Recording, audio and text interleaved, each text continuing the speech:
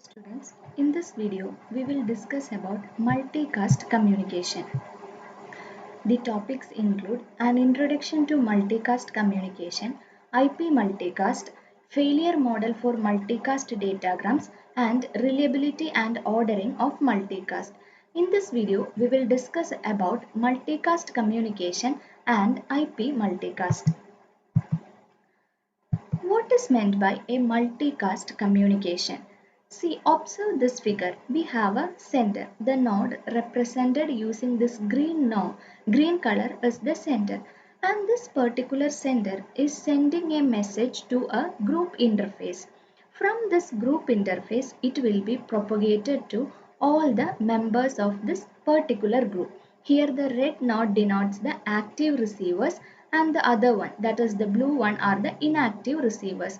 So in the case of a multicast communication, there will be a sender, and from this sender the message is delivered or propagated to the interface of a group, and from here it will be delivered to all members of that group. And in the case of a multicast communication, the membership of the group is transparent to the sender. Now let us see why this multicast communication is considered as an useful infrastructure for constructing the distributed system, because it has some of the following characteristics. First one is fault tolerance based on replicated services. Replicated services means in that scenario it consists of a group of servers. Usually servers are used to provide services to the client. So in this replicated service there will be more than one server providing the service to the client.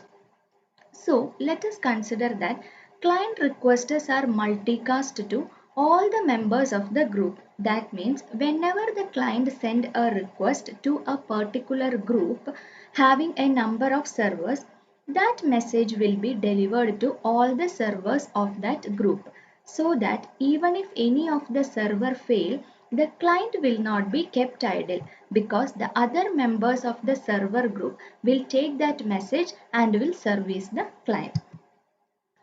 Next useful infrastructure is discovering services in spontaneous networking.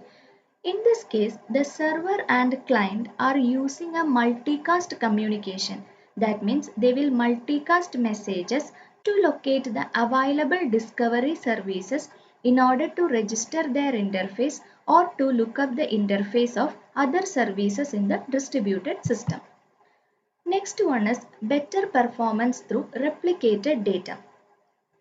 That means the data is replicated to increase the performance of a service, which means a data is multiple copies of that data is made and it is kept in the user's computers. So at any time if the original data changes, the new value is multicasted to the processes managing these replicas. That means the processes which manages these copies.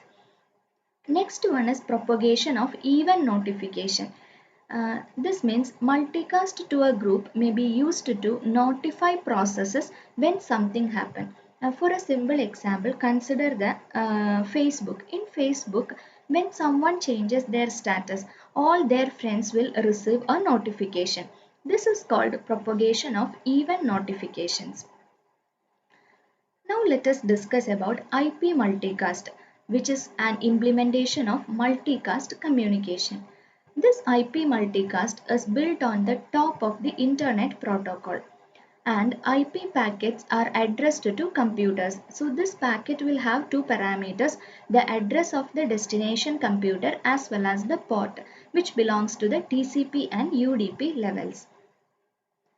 IP multicast will allow the sender to transmit a single IP packet to a set of computers that form a multicast group, so that from a single sender the message from a single sender with a single sending operation, the message will be transmitted to a number of receivers. And here in the case of multicast communication, sender is unaware of the identities of individual recipients and the sender does not bother about the size of the group. For multicast communication, generally Class D internet address is used, and in Class D internet address whose first 4 bits are always 110 in IPv4. The following details are specific to IPv4. First is multicast routers. IP packet can be multicast both on a local network and on the wider internet. Local network means the IP packet can be multicast in the processes within a particular network, and it can also be multicasted to processes which are belonging to different network, that is called on the wider internet. Local multicast usually uses the multicast capabilities of the local network, for example an Ethernet. And Internet multicast will make use of routers. Routers is a device which acts in between the connecting entities. That means if there are two processes which belong to two different networks, a router will act as an intermediate between these two processes, and the sender will send the message to router, from where it will be forwarded to the other network, and from that network it will again multicast to the local members. In the case of a local network, to limit the distance of propagation of a multicast datagram, that means to limit the distance a multicast datagram can be transmitted, the sender specifies a number of routers it is allowed to pass, and that is called time to live or TTL. Next is multicast address allocation.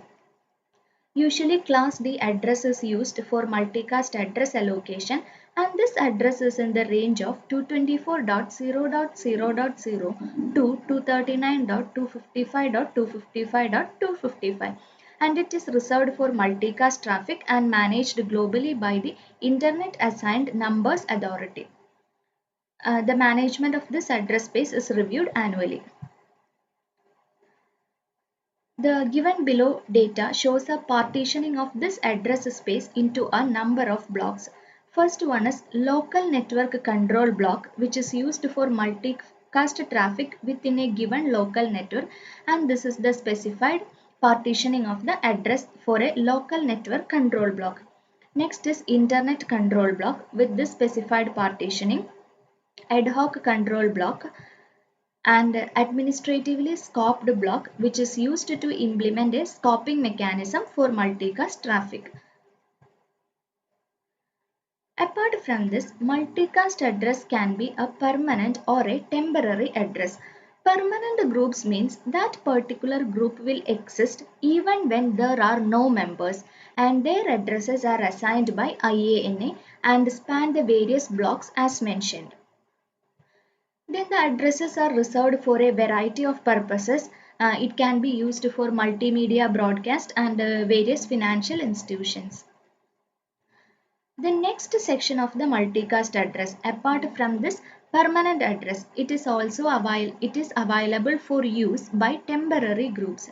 That means this group has to be created before use, and when all the processes or all the members have left, this group did not exist anymore.